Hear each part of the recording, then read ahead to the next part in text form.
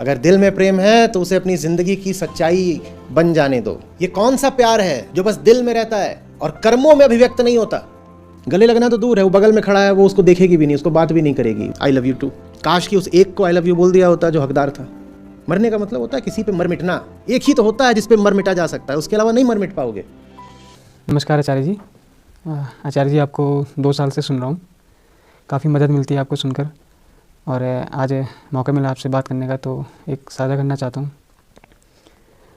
आचार्य जी, मैं जॉब करता हूँ तो देखता हूँ कि ऑफिस में भी बॉस हैं चाहे साथी हैं, वो इज्जत नहीं करते हैं, तो और घर पे भी मम्मी पापा किससे भी रिस्पेक्ट नहीं मिलती है, और समाज से तो धुतकारा ही जाता हूँ क्योंकि जितना पैसा होना चाहिए रुतबा के लिए उतना है नहीं। तो मैं अपनी ज़िंदगी से परेशान हूँ, कोई इज्जत नहीं करता है, हर जगह अपमान और लात मिलती है। मैं मेहनत बहुत करता हूँ लेकिन कुछ हासिल नहीं होता है, तो कृपया मार्गदर्शन करें। एक सही जगह सर न झुकाने के कारण आप 1000 गलत जगहों पर सर झुकाते हो। एक सही जगह न बिक जाने के कारण आप 1000 बाजारों में, 1000 दुकानदारों में, 1000 खरीदारों के हाथ बिके बिके फिरते हो। एक सही काम न करने के कारण आपको 1000 गलत काम करने पड़ते हैं। और मज़ेदार बात यह है कि ये बात समझाने वाले न तो आज रात हम पहले हैं, न हमसे पहले अन्य ज्ञानी लोग, न बुद्ध, न वेदांत। ये बात तो जिन्होंने जानी है सबने समझाई है कि एक काम ठीक कर लो, बाकी सारे काम ठीक होने लगेंगे, और एक काम ठीक नहीं करोगे तो न जाने कितने गलत काम करने पड़ेंगे, फिर भी क्षतिपूर्ति नहीं होगी। लेकिन ये बात हम तब भी नहीं समझते। क्या होता है जब एक के विकल्प के रूप में अनेकों का आश्रय लिया जाता है, और दूसरी ओर जब आप एक को समर्पित हो जाओ तब अनेक से आपका क्या रिश्ता हो जाता है। सारा जो जीवन है वो अहम और आत्मा के रिश्ते की कहानी है। 2 तरह के रिश्ते हो सकते हैं। एक रिश्ता ये हो सकता है कि आत्मा के आगे झुकी जाओ, स्वीकार कर लो कि तुम में आत्मा के लिए विरोध नहीं है, विरह है, पर अकड़ इतनी है कि मानना नहीं चाहते कि विरही हो, तो अपने को घोषित करे फिरते हो कि विरोधी हो। अपनी विरह को विरोध का नाम दे दिया है तुमने। जैसे कोई प्रेमी रूठ गया हो, और ऐसा रूठा हो कि कहने लग गया हो कि मुझे तुमसे दुश्मनी है। ऐसा तो अहंकार का आत्मा से विरोध है। किसी ने जाकर के ऐसे ही इतने सारे चूहे भर लाया था वो अपने घर में, तो किसी ने जाके पूछा एक चूहे ने, चुई चुई, कि तुझे अगर आत्मा से सचमुच इतनी समस्या होती, इतनी दुश्मनी होती, तो तू अपने सारे नकली कामों पर असली आत्मा का ठप्पा क्यों लगाता? जो भी तूने सब नकली चीजें खड़ी करी हैं उनको तू असली क्यों बताता? असली शब्द तो बस आत्मा के साथ चलता है।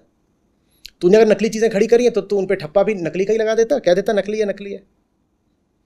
इसका मतलब यह है कि तू भले ही चिल्लाता फिरता है कि आत्मा का विरोध, लेकिन अंदर की बात यह है कि तू जिससे दुश्मनी बता रहा है दिल ही दिल में उसकी पूजा करता है। बस तू हिम्मत नहीं दिखा पा रहा कि जिसे पूजता है दिल से जा करके पांव भी उसके छू ले।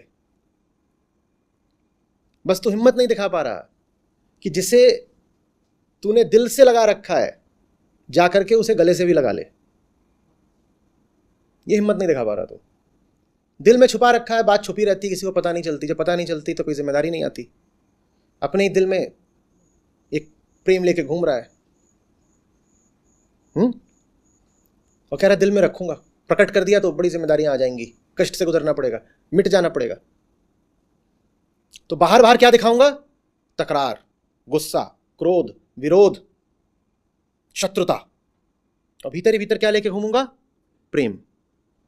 अरे तेरी नजर में तू ये कोई बहुत मीठा काम कर रहा होगा, नाटकीय सा, पर इसका नतीजा ये हुआ है कि तूने अपनी जिंदगी को कैसे कैसे दुख से भर लिया है। तो इसलिए फिर संत बोलते हैं, न दिखा इतनी चतुराई कि दिल में तो प्यार करते हैं ना, एक दिन हमारा जब राज खुलेगा तो पता चलेगा हम कितना प्यार करते थे तुमसे।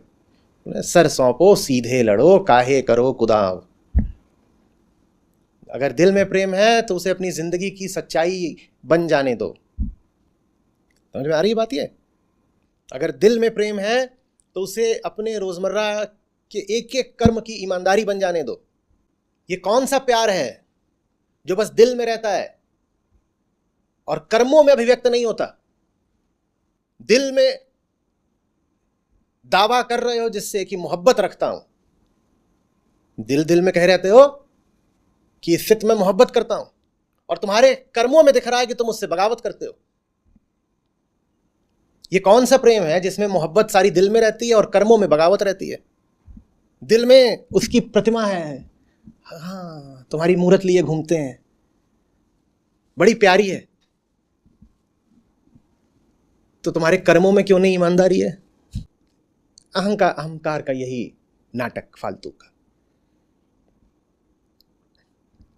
देखो हम तुमसे प्यार इतना करते हैं कि तुम्हारी मूर्ति बनवाएंगे, और आत्मा की प्रतिमूर्ति के रूप में, प्रति माने एंटी भी होता है, और आत्मा की प्रतिमूर्ति के रूप में अहंकार क्या खड़ा कर देता है? पूरा संसार। अरे मूर्ति क्यों बनवा रहे हो आत्मा की? आत्मा में ही जाकर के लौट जाओ ना, आत्मा में ही जाके लौट जाओ। मेरे ख्याल से रविन्द्रनाथ टैगोर की है कि एक स्त्री है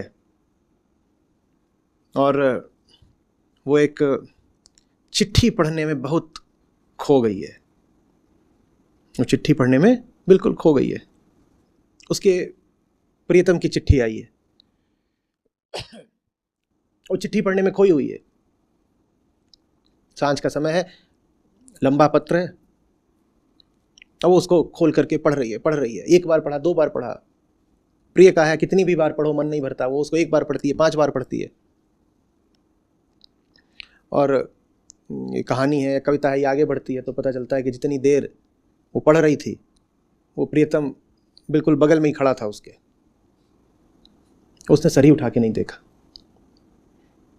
अहंकार ऐसा ही है, उसे प्रियतम की पाती तो मंजूर है, प्रियतम का आलिंगन नहीं। उसका पाती पे ज्यादा भरोसा है। लिख लिख के बात करेंगे तुमसे, सामने आओगे तो नहीं बात करेंगे, लिखेंगे। लिखता ज्यादा है, बात कम करता है।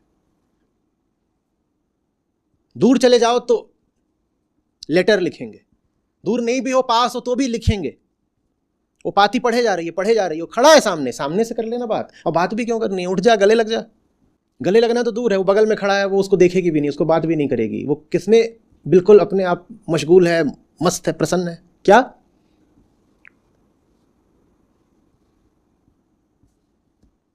अरे वो खड़ा है, तो ये क्या कर रही है? दूरी रखनी जरूरी है। तय करो, क्योंकि जिंदगी आपकी है, आपको जीना है। जिसको जीना है, जीना तो दुनिया में ही है, पर दुनिया 2 तरह की हो सकती है। एक दुनिया जो पैदा ही की गई है क्योंकि आत्मा से बचना है, विरोध है, आत्मा के विकल्प के तौर पे ये दुनिया खड़ी की गई है, तो एक ऐसी आप अपनी दुनिया रच सकते हो। और एक दुनिया ये हो सकती है कि अब मैं वहां जा करके बैठ गया हूं, जो भी बोल लो, गले लग गया हूं, आहुति दे ली, आपके बोलने का तरीका है, चरणों में बैठ गया हूं, कुछ ऐसे बोलते हैं। कोई बोलता है योग हो गया, कोई बोलता है मिल गए, कोई बोलता है मिट गए। सबका अपना अपना बोलने का तरीका है। कोई समाधि बोल देता है, कोई निर्वाण बोल देता है, सबके तरीके, जैसे भी बोलना है। तो वो जो दूसरी बात है, उससे ये पैदा होता है कि अब हम मिट गए, अब ये संसार है, एक ये संगीत है, ये मिटे हुए का संगीत है। जहां संगीत तो है, संगीतकार नहीं है, बस संगीत ही संगीत है। वो संगीत पैदा करने की हमारी जिम्मेदारी नहीं है, वो संगीत तो हमारे न होने का संगीत है। हम अब जिम्मेदारी ज़्यादा दिखा करके संगीत करने लग गए तो फिर वो संगीत खत्म हो जाएगा। तो ये दूसरा तरीका है, आप चुन लो आपको कैसा तरीका रखना है। और मेहनती लोगों को मैं बोलूँगा, ज़्यादातर मेहनत देख लेना, जांच लेना, कहीं इसलिए तो नहीं कर रहे कि एक असली चीज़ से बचना है। उस असली चीज़ से बचने में बड़ी मेहनत लगती है और तब भी सफलता नहीं मिलती। अब डायनासोर से बचने के लिए चूहे इकट्ठा करोगे तो पहले तो मेहनत बहुत लगेगी, और फिर भी डायनासोर वाली बात तो नहीं आएगी कि आएगी। तो ज़्यादातर लोग जो बड़े परिश्रमी होते हैं और अपने आप को बोलते हैं पुरुषार्थी हैं, कर्मठ हैं वगैरह वगैरह, वो यही कर रहे होते हैं पूरी ज़िंदगी। बोले बड़ी मेहनत करी, क्यों इतनी मेहनत करी? भाई डायनासोर बराबर चूहे इकट्ठा करने थे। अब चूहे तो चूहे, जितनी देर में तुम डायनासोर जितने चूहे की अगली खेप लेके आते हो, उतने में पुराने कुछ भग जाते हैं, कुछ मर जाते हैं। तो चूहे कभी इतने हो ही नहीं पा रहे कि डायनासोर जितने हो पाए, और कभी तुमने बहुत जुगत लगा करके उतने वजन में चूहे कर भी लिए डायनासोर जितने वजन में। तो अब उनको तो नकली डायनासोर के सामने खड़ा कर दो तो भी पिद्दी सब भग जाए, असली का क्या मुकाबला करेंगे? और जो खिलाने वाले डायनासोर आते हैं देखें बच्चों के, वो ऐसे इतने ही होते हैं, 2-3 फीट के, बच्चे भी हंसते हैं उन पे, कहते ये देखो ये डराने आया है, और उसमें से कहीं उसका मुंह पे बल्ब जलता है और पूंछ से आवाज़ निकलती है, बच्चे बड़ा पीठ पे कहते ये देखो ये डराएगा ये हमें। अब वो डायनासोर ले आके चूहों के सामने रख दो, चूहे तो उससे ही भग जाएंगे। 2 ट्रक भर के चूहे इकट्ठा करे, कुल जिंदगी का ये आउटपुट है, परिणाम है, निष्कर्ष। पूरी जिंदगी क्या किया? 2 ट्रक भर के चूहे इकट्ठा कर लिए, बड़ी मेहनत लगी बाबा।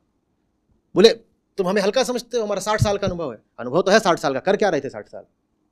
चूहे, डंपर भर भर के चूहे आते थे। तो अब लेकिन फक्र पूरा एकदम नाच से बताते हैं जी हमारी नहीं सुन रहा आज के लौंडे, हमारा 60 साल का अनुभव है चूहे इकट्ठा करने का। वहां एक नकली बच्चों के खेलने का डायनासोर ले जाओ, चूहे उससे भी डर के भग गए।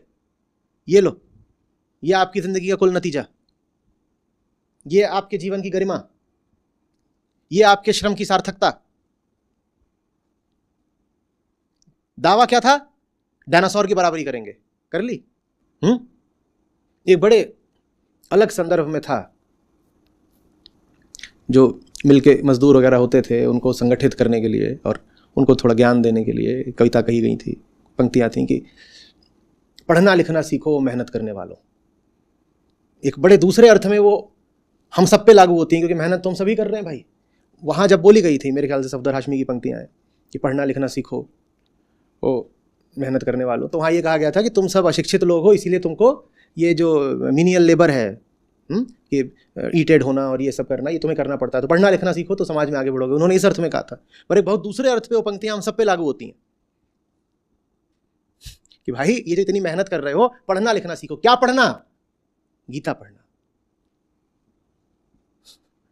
शून्यता सप्तति पढ़ना, उपनिषद पढ़ना, दर्शन शास्त्र पढ़ना। आत्मज्ञान नहीं है तो सारी मेहनत यही रहेगी कि जिंदगी भर क्या किया। तो पढ़ना लिखना सीखो मेहनत करने वालों। समझ में आ रही बात? और कितना तो संतों ने इस पे गाया है कि कितनी तो खराब हालत रहती है जीव की। संत सरिता में ही अनगिनत आपको उदाहरण मिलेंगे। उन सब उदाहरणों को आप आज लिखिएगा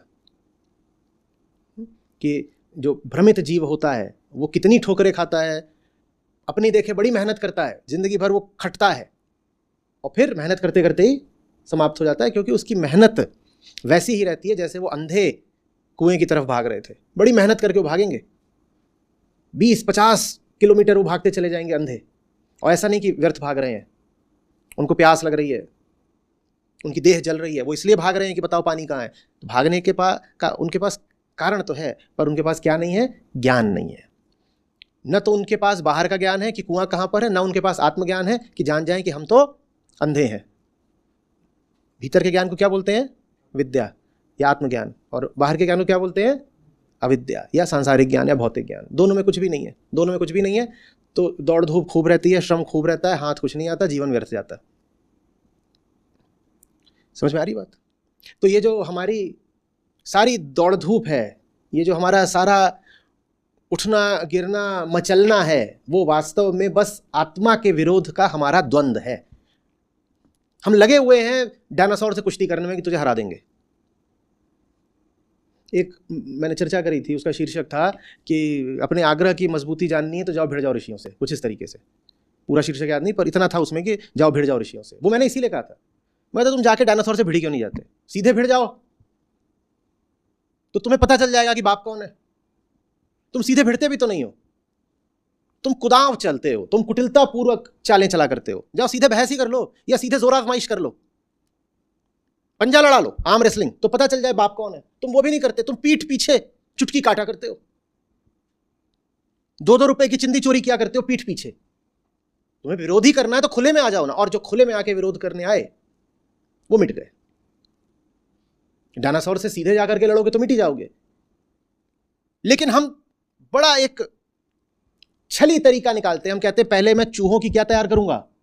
फौज, डायनासोर बराबर, फिर डायनासोर को हराऊंगा। डायनासोर के मुकाबले की फौज तैयार करिए ना, वो फौज कभी तैयार होगी ना डायनासोर कभी हारेगा। हाँ, तुम्हारी जिंदगी जरूर खराब और बर्बाद हो जाएगी, मिट जाओगे, मर जाओगे।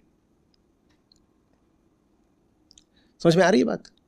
हम ये दुनिया में जो कुछ भी कर रहे हैं, अपने आप से कभी पूछिए तो, रुकिए पूछिए, सुबह उठते हो जो कुछ भी करते हो बताओ क्यों कर रहे हो।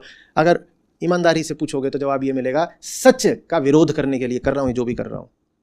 अगला काम करने जा रहे हो, फिर अगला कदम बढ़ाया, फिर पूछो ये मैं क्यों कर रहा हूं, फिर जवाब यही मिलेगा, सच से बचने के लिए कर रहे हो, फिर से ये, फिर अगला काम करो, फिर वहां पूछो, यही जवाब मिलेगा।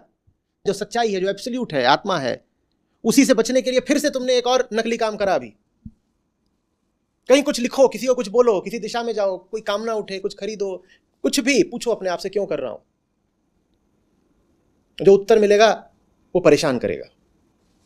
मैं चाहता हूं आप परेशान हो जाएं। आपका परेशान होना बहुत जरूरी है, क्योंकि आप एक झूठी सांत्वना की जिंदगी जी रहे हैं।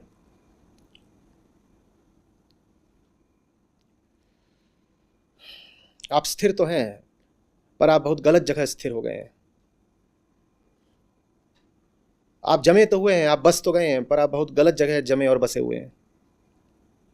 मैं चाहता हूं थोड़ा आपके नीचे की जमीन कांपे।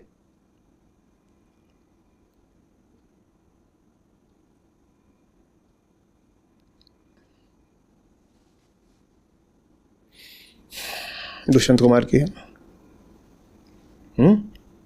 हो गई है पीर पर्वत सी पिघलनी चाहिए, इस हिमालय से अब कोई गंगा निकलनी चाहिए। आप जम गए हो बर्फ की तरह, पिघलना जरूरी है। ये आपका जमना ठीक नहीं है, तभी तो गंगा बहेगी।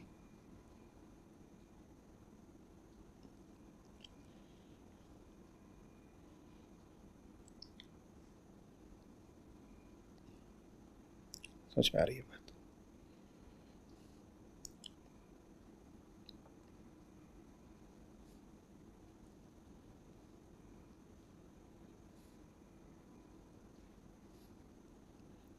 मेरा भतीजा है छोटा, उसकी मेरी ज़बरदस्त ठनी रहती है,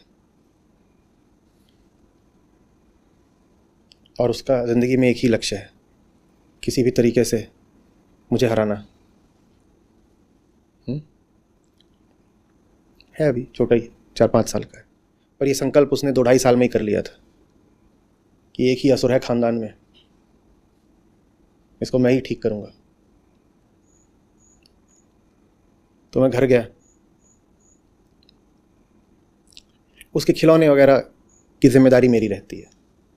जैसे सबके अपने अपने किरदार होते हैं ना एक नाटक में, तो वैसे ही खिलौनेबाजी का मुझे सौंपा गया है, या मैंने ले लिया ये कहो, क्योंकि मेरी उसकी इतनी ठनी रहती है, इतना मामला तनातनी का रहता है कि उसमें बीच में खिलौनेबाजी ज़रूरी हो जाती है। तो उसके पास जो खिलौनों का पूरा एक भंडार है, वो अधिकांशतः सब मैंने ही दिला रखे हैं। हर महीने 2 महीने में एक बार उसको ले जा करके मेरा काम होता है, बता भाई। तो इस बार मैं जाता हूँ तो मेरे ही कमरे में हर तरीके से उसने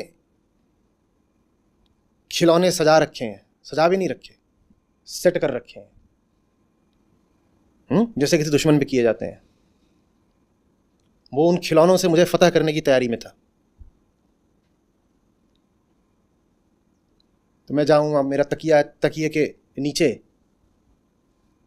4-5 कार वगैरह लगा दी हैं, 2 बंदूकें हाथ में लेके खड़ा हुआ है, और वो लेगोज आते हैं जिनको आपस में ऐसे ऐसे ऐसे ऐसे करके जोड़ दो तो बहुत सारे चौकोर टुकड़े होते हैं, वो जगह जगह फिट कर दिए हैं। पूरा बंदोबस्त उसने कर दिया है फौजी, जैसे दुश्मन पे करा जाता है। उनका अच्छा, तो घुसा, ये सब देखा, ये सब वो कर रहा है, कूदा फांदी, और मास्क लगा रखा था भेड़िए का, हरा दूंगा। और ये करके मेरे बिस्तर के बगल में एक ऐसे ही साइड टेबल है, उस पर खड़ा हुआ है। मैं घुसा तो कूद पड़ा मेरे ऊपर। आक्रमण है भाई, हराना है। और इस तरह के इसने 2-4 और हरकतें करी। उसके बाद जब बहुत हो गया तो मैंने उसको उठा लिया, इधर उधर भागा दौड़ी, ये वो कूदा फांदी। मैंने कहा इतना कर रहे हो तो उठा ही लेते हैं। उठा लिया। अब उठा लिया तो उसने दोनों मुट्ठियों से मुझे मारना शुरू कर दिया। तो मैंने कहा अच्छा, तो मैंने उसको ऐसे ज़ोर से भींच के गले लगा लिया, और ये उसकी बहुत बड़ी हार हो गई। अब क्या करें? उसने तो दुश्मनी का पूरा इंतजाम कर रखा था, और उस इंतजाम में इतने खिलौने तैयार कर लिए थे, वो कहीं की नहीं रही दुश्मनी। उठाया और यूं करके भींच लिया। अब बताओ कहाँ गई दुश्मनी। पर इस भींचने में उसे कोई आनंद नहीं आया, उसका तो एक तरह से अपमान हो गया। अपनी नज़र में तो वो कमांडो बना बैठा था, आज दुश्मन का सफाया कर दूंगा। और जिसका तुम सफाया कर रहे हो उसने तुम्हें गोद में उठा लिया, भारी बेइज्जती। दुश्मन तुम्हें गोद में उठा के फिर रहा हो और चुम्मी ले रहा हो तुम्हारी, इससे बड़ी क्या बेइज्जती हो सकती है। और यहाँ गोद में उठा रखा है और हाथ ज्यादा चला रहा तो भींच भी लिया, तो रोने लग गया। पर दुश्मनी खत्म, क्या करोगे। फिर मैंने कंधे पे बैठा लिया, थोड़ी दौड़ लगा दी, सब भूल गया दुश्मनी। काश की आत्मा भी आपके साथ ये कर सकती, पर वो कुछ करेगी नहीं, वो अकर्ता है। यहाँ तो छोटू को मैंने उठा लिया, अपनी ओर से सक्रियता दिखा के अपने ऊपर बैठा लिया, गोद ले लिया, भींच लिया, चूम लिया। पर आत्मा और अहम के रिश्ते में ये सब कुछ आत्मा कभी नहीं करने वालेगी, क्योंकि आत्मा कभी कुछ नहीं करती। आत्मा अपनी ओर से आके आपको गले नहीं लगाएगी, आपको ही जाकर के उसके गले लगना होगा। आत्मा अपनी ओर से आपको नहीं भींचेगी, आपको ही अपनी ओर से थोड़ा दुस्साहस दिखा करके, एक प्रकार की प्रेमपूर्ण उद्दंडता दिखा करके उसको गले लगाना पड़ेगा। वो नहीं आएगी अपनी ओर से चूमने, उसने आज तक किसी को नहीं चूमा, बस खुद को चूमती है। आपको ही जा करके उसको चूमना पड़ेगा। चूमना बोल लो, चरण स्पर्श बोल लो, जो करना हो करो अपनी ओर से, तुम्हारी मर्जी है। सब प्रेम की अभिव्यक्ति या आपको करना पड़ेगा। तो घर वाले छोटू का तो ठीक था, वो उल्टा पुल्टा कुछ कर भी रहा था तो मैंने अपनी ओर से उसको उठा लिया। पर अहम और आत्मा के रिश्ते में जो करना है वो अहम को करना है, आत्मा कुछ नहीं करेगी। छोटू अहम है, वो खुद करेगा। आप देख लो आपको क्या करना है। और अगर आप उसके गले नहीं लग सकते तो जो विकल्प है वो बहुत महंगा है। क्या है विकल्प? कि आत्मा से बचने के लिए फिर एक बड़े भारी नकली संसार की रचना करो, जिससे प्रेम होना चाहिए उससे प्रेम की हिम्मत नहीं दिखा पाए, तो फिर बोलो ये फलाने जी हैं, इनसे बड़ा हमारा प्यार है, ये फलाने जी इनसे हैं, ये ठिकाने से है, ये हैं, ये खाऊ जी हैं, ये ताऊ जी हैं, फाऊ जी हैं, ये गाऊ जी हैं, सबसे हमारा प्यार है। ये खूखी हैं, ये गूगी हैं, ये फूफी हैं, ये टूटी हैं, इनसे सबसे प्यार है। बहुत सारे पैदा हो जाएंगे प्यार वाले रिश्ते, अगर उस एक से प्यार नहीं है जिससे प्यार करना चाहिए था। कितनों से फिर बोलना पड़ेगा, नहीं जी आपसे तो हमें बड़ा लगाव है, आई लव यू टू। काश कि उस एक को आई लव यू बोल दिया होता जो हकदार था, तो इतने फिर चूहों से प्यार का स्वांग नहीं करना पड़ता। हमारी जिंदगी में क्या है, चूहों से प्यार का स्वांग और क्या।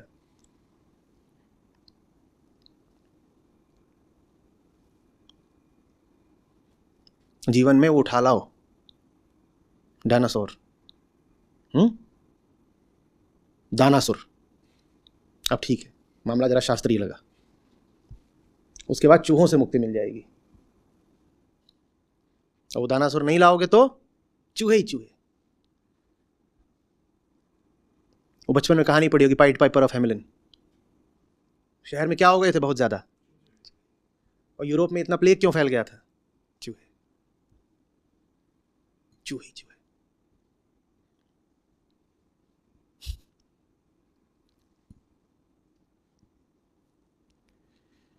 तो दो तरह के लोग होते हैं, एक जो आत्मा को चुन लेते हैं और एक जो आत्मा के विरोध को चुन लेते हैं। एक जो हिम्मत करके एक बार मर लेते हैं, और दूसरे जो इसलिए पल पल मरते हैं क्योंकि एक बार मरने की हिम्मत नहीं दिखा पाए। कितनी अजीब बात है। जो एक बार मरने की हिम्मत नहीं दिखा सकता वो जीवन भर पल पल पल पल मरता है। मौत आती है पर नहीं आती। गालिब का है, जीते हैं आरजू में मरने की, और मौत आती है पर नहीं आती। पल पल मौत आती है लेकिन मर नहीं पाते, क्योंकि मरना हल्की बात नहीं होती ना। एक ही होता है जिस पर मरा जा सकता है, उसके अलावा मर ही नहीं पाओगे कहीं। मरने का मतलब होता है किसी पे मर मिटना। एक ही तो होता है जिस पे मर मिटा जा सकता है, उसके अलावा नहीं मर मिट पाओगे। बस आरजू करते रहोगे मरने की। मरते हैं आरजू में मरने की, और मौत आती है पर नहीं आती। मौत का एक दिन मुअय्यन है, नींद क्यों रात भर नहीं आती। रात भर मरते हो, नींद नहीं आती, क्योंकि एक दिन जो मर लेना चाहिए था उस दिन डर के मारे मरे नहीं।